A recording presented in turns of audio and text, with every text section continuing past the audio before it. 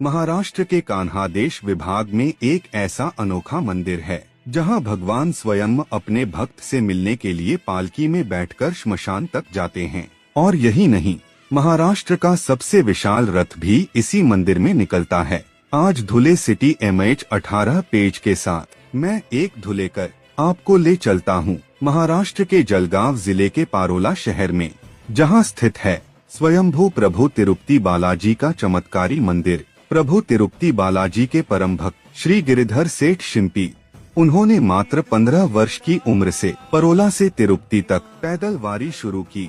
यह वारी लगभग 40 दिनों की होती थी।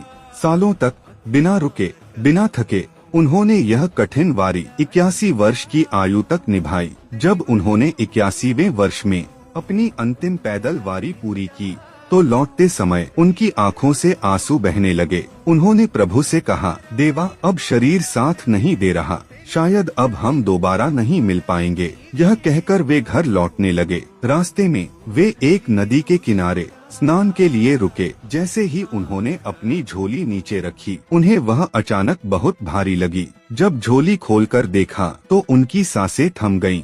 उस झोली में पंचधातु से बनी करीब 12 इंच ऊंची प्रभु तिरुपति बालाजी की दिव्य मूर्ति थी। मान्यता है प्रभु स्वयं अपने भक्त के साथ चलकर आए थे। इसी दिव्य घटना के बाद यहाँ स्वयंभू प्रभु बालाजी का मंदिर स्थापित हुआ। यह महाराष्ट्र का इकलौता मंदिर है जहाँ कहा जाता है यहाँ भगवान अपने भक्तों के लिए स्वयं धरती पर प्रकट हुए। हर साल नवरात्रि के पहले दिन से लगातार 15 दिनों तक यहाँ भव्य ब्रह्मोत्सव मनाया जाता है।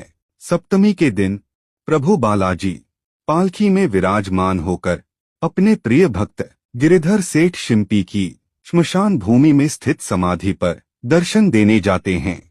और ऐसा कहा जाता है कि भगवान स्वयं अपने भक्त के लिए रोते हैं। एकादशी के दिन यहाँ निकलता है महाराष्ट्र का सबसे बड़ा रथ, लगभग 5 मंजिला इमारत जितना ऊंचा, जिसे खींचने के लिए कम से कम 600 लोग चाहिए होते हैं। पूरा गांव भक्ति और उत्साह में डूब जाता है। यह मंदिर सिर्फ एक आस्था नहीं, यह एक चमत्कार है, यह एक इतिहास है, यह एक भक्त और भगवान के रिश्ते की अमर कहानी है।